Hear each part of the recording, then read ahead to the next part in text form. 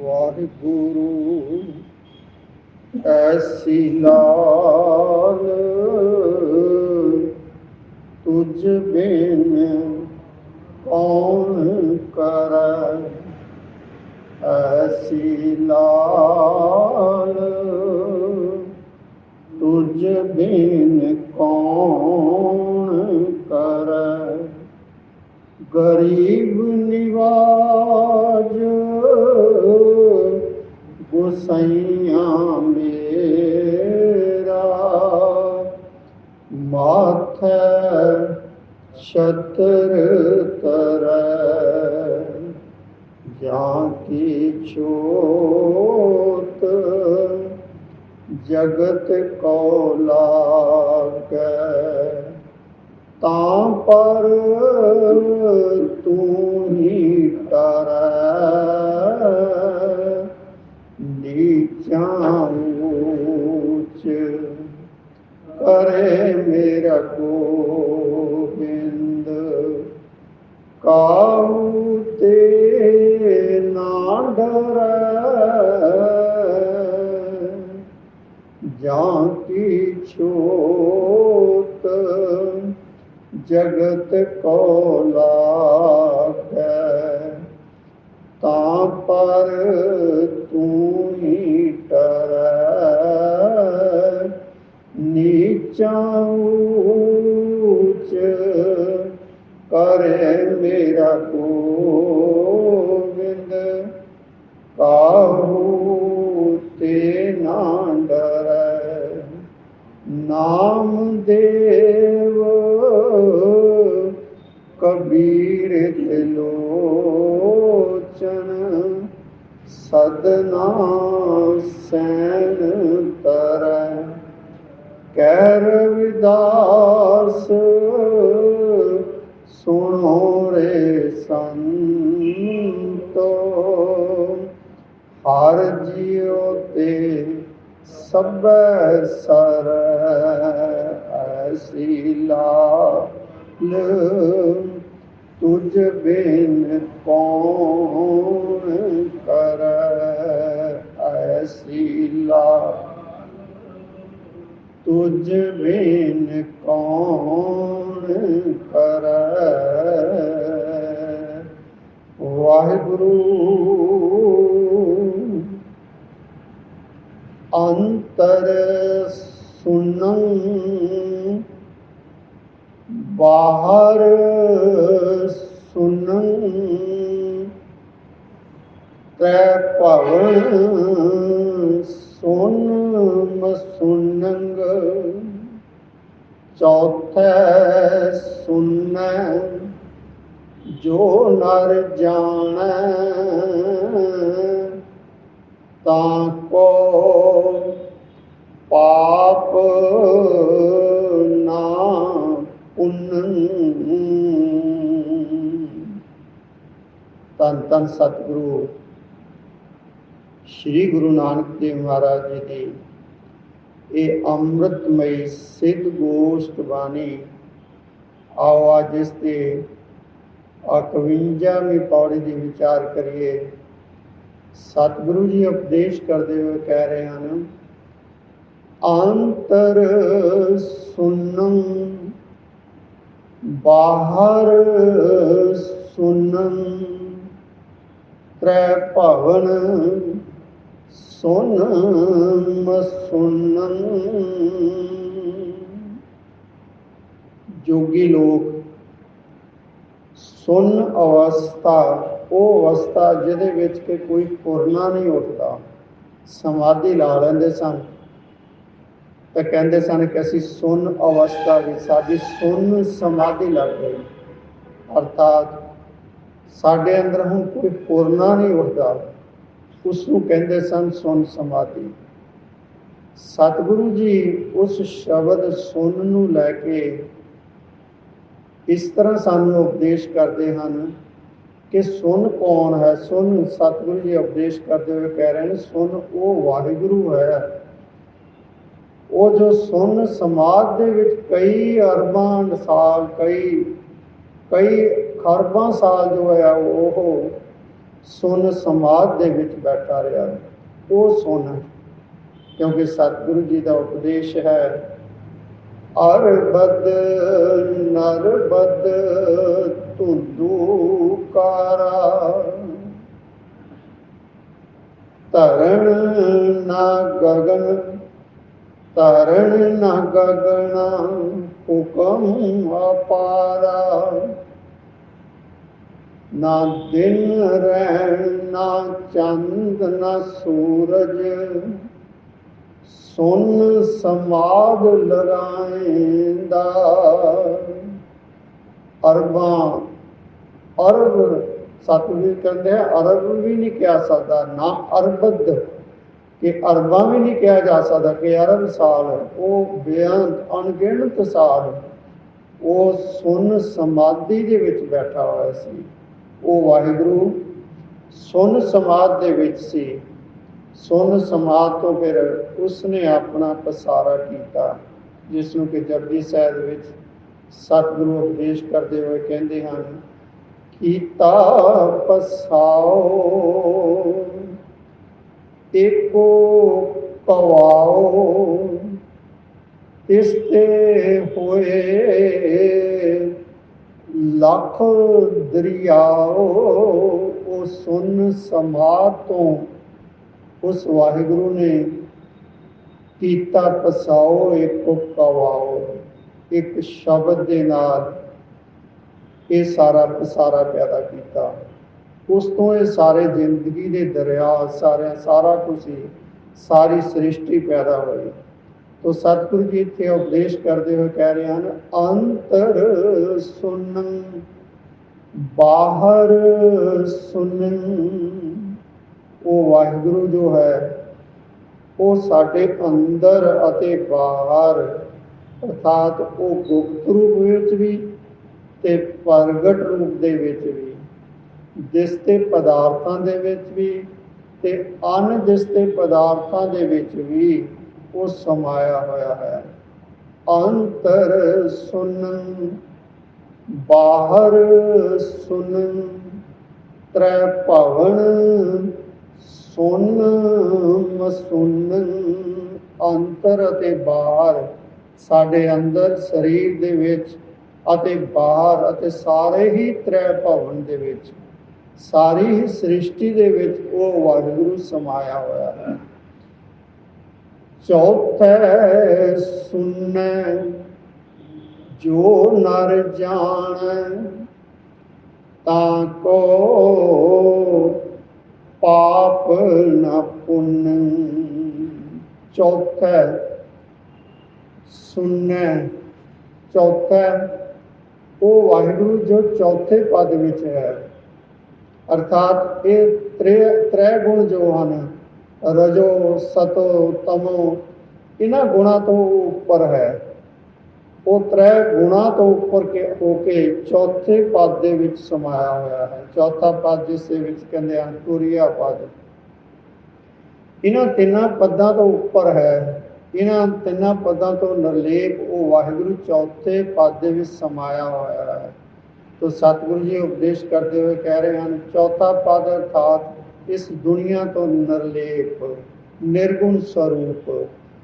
ਚੌਥੈ ਸੁਨੈ ਜੋ ਨਰ ਜਾਣੈ, ਜਿਹੜਾ ਨਰ, ਜੋ ਮਨੁੱਖ ਉਸ ਚੌਥੇ ਪਦ ਵਾਲੇ ਵਾਹਿਗੁਰੂ ਨੂੰ ਜੋ ਤੁਰਿਆ ਅਵਸਥਾ ਦੇ ਵਿੱਚ ਜਾਣ ਲੈਂਦਾ ਹੈ, ਕਿਉਂਕਿ ਉਹ ਹੀ ਜਾਣੇਗਾ ਜਿਹੜਾ ਉਸ ਚੌਥੇ ਪਦ ਦੇ ਵਿੱਚ ਪਹੁੰਚਿਆ ਹੋਇਆ ਹੈ, ਜਿਹੜਾ ਇਹਨਾਂ ਤਿੰਨਾਂ ਪਦਾਂ ਤੋਂ, ਇਹਨਾਂ ਤਿੰਨਾਂ ਅਵਸਥਾ ਤੋਂ, ਅਰਥਾਤ ਤਮੋ ਰਜੋ ਸਤੋ ਤੋਂ ਉੱਪਰ ਉੱਠ ਕੇ ਤੁਰੀਆ ਪਦ ਦੇ ਵਿੱਚ ਆ ਗਿਆ ਹੈ, ਉਹੀ ਜਾਣ ਸਕਦਾ ਹੈ। ਫਿਰ ਇਹੋ ਜਿਹਾ ਜੋ ਮਨੁੱਖ ਹੈ ਉਹ ਵੀ ਚੌਥੇ ਪਦ ਦੇ ਵਿੱਚ ਹੀ ਸਦਾ ਸਮਾਇਆ ਰਹਿੰਦਾ, ਉਹ ਇਸ ਤਿੰਨਾਂ ਗੁਣਾਂ ਤੋਂ ਉੱਪਰ ਉੱਠ ਜਾਂਦਾ ਹੈ।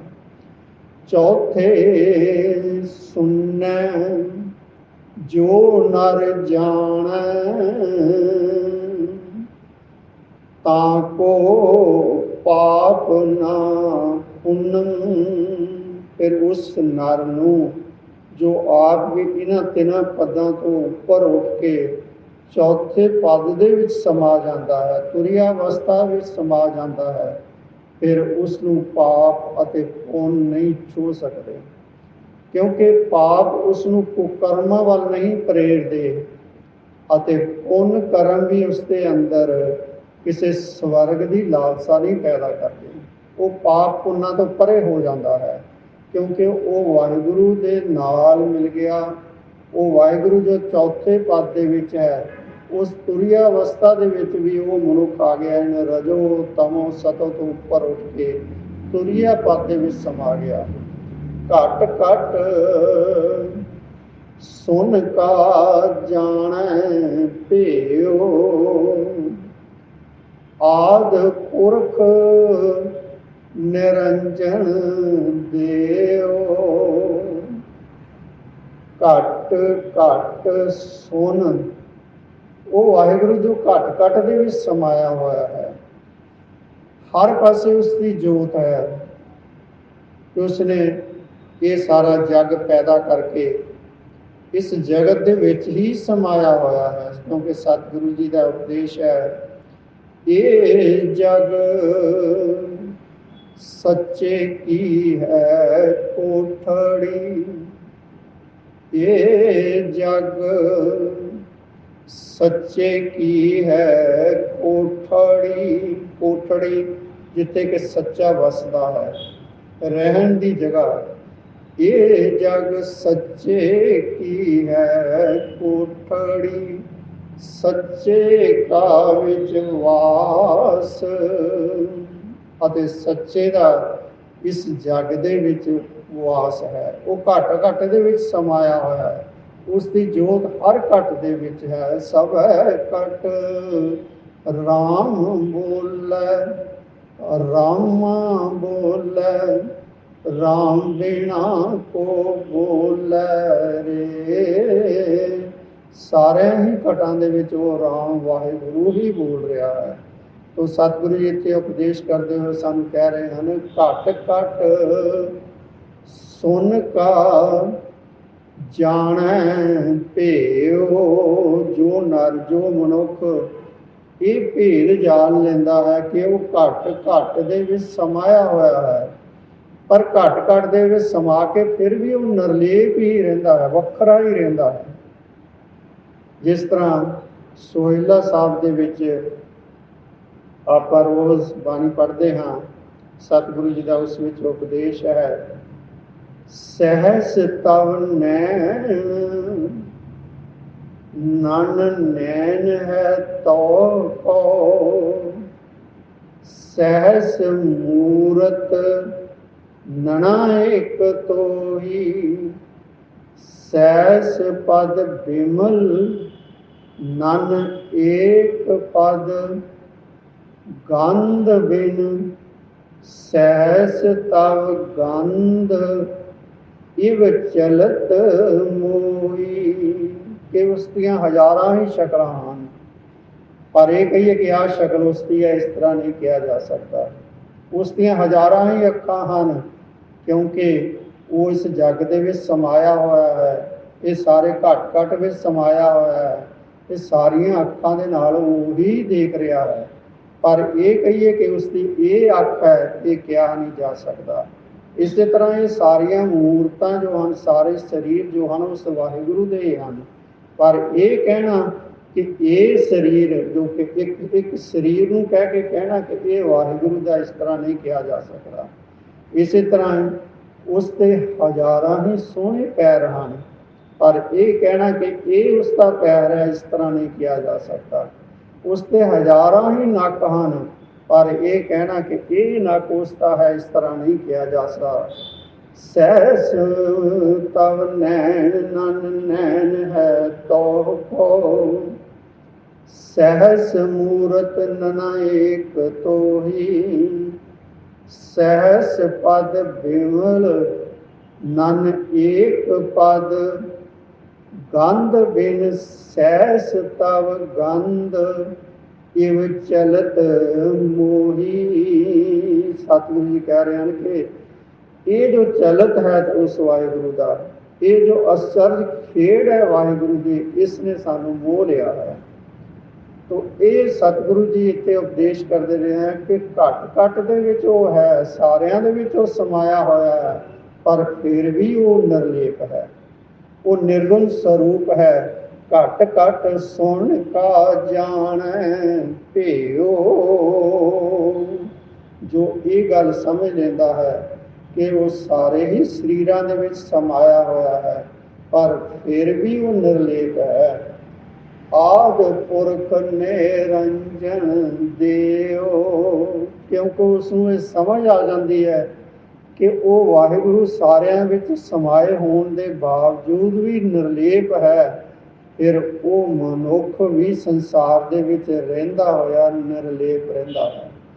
इन्हां विकारां ਦੇ ਵਿੱਚ नहीं ਖੁੱਭਦਾ, इन्हां ਧੰਦਿਆਂ ਦੇ ਵਿੱਚ नहीं ਪੈਂਦਾ, ਉਹ ਵੀ इस जगत ਦੇ ਵਿੱਚ ਰਹਿੰਦਾ ਹੋਇਆ सदा निर्लेप ਰਹਿੰਦਾ है।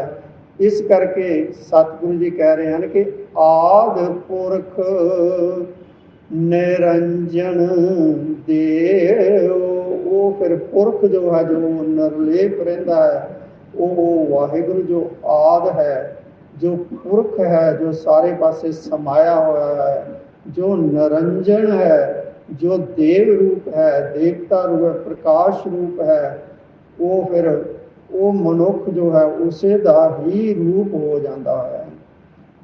जो जन नाम निरंजन राता, नानक सोई पुरख विधाता।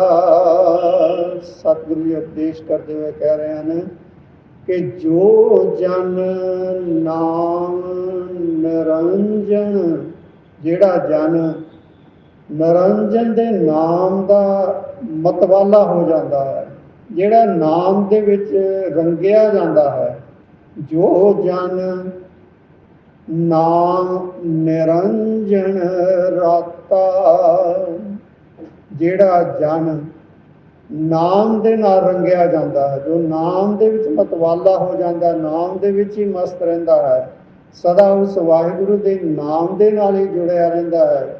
गुरु की बख्शी हुई बाणी दे नाल जुड़ के, गुरु के शब्दों के नाल जुड़ के उस वाहिगुरु के गुण गाता है, उस वाहिगुरु नूं सदा याद रखता है। नानक सोई पुरख विधाता, फिर वो सतगुरु कह रहे हैं, फिर वो उस पुरख विधाता जो सारे का सिरजनहार है, उसका ही रूप हो जाता है। क्योंकि सतगुरु जी का उपदेश है, जिन्ना न विसरै नाम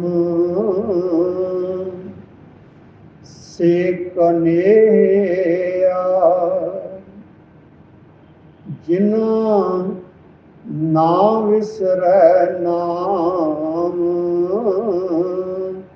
से कनेया, जिन्होंने नाम नहीं विसरदा वो किस तरह दे हैं।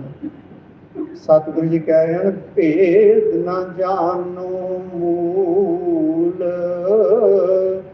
साईं जिया,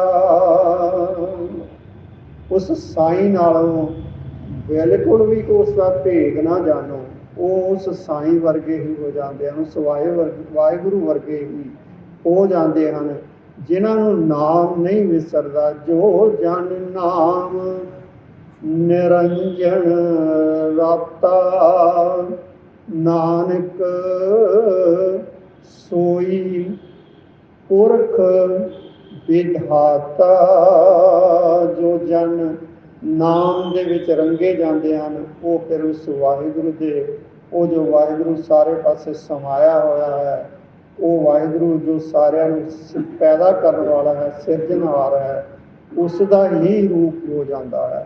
सतगुरु कृपा करन, असी भी गुरु कोलों नाम की बख्शिश ही सदा मंगीए, क्योंकि नाम ने ही सदा साडे नाल रहना है। नाम रहो साधु रहो, रहो गुर गोबिंद, ਕਹੋ ਨਾਨਕ ਇਹ ਜਗਤ ਮੈਂ ਕਿਨ ਜਪਿਓ ਗੁਰਮੰਤ। ਇਹ ਨਾਮ ਨੇ ਹੀ ਰਹਿਣਾ ਹੈ, ਸ਼ਬਦ ਰੂਪ ਗੁਰੂ ਨੇ ਹੀ ਨਾਲ ਰਹਿਣਾ ਹੈ, ਉਹ ਵਾਹਿਗੁਰੂ ਨੇ ਹੀ ਨਾਲ ਰਹਿਣਾ ਹੈ। ਇਸ ਕਰਕੇ ਨਾਮ ਦੇ ਨਾਲ ਜੁੜੀਏ, ਉਸ ਵਾਹਿਗੁਰੂ ਤੋਂ, ਸਤਿਗੁਰੂ ਤੋਂ ਨਾਮ ਦੀ ਹੀ ਸਦਾ ਜਾਚਨਾ ਕਰੀਏ ਜੀ। ਵਾਹਿਗੁਰੂ ਜੀ ਕਾ ਖਾਲਸਾ, ਵਾਹਿਗੁਰੂ ਜੀ ਕੀ ਫਤਿਹ।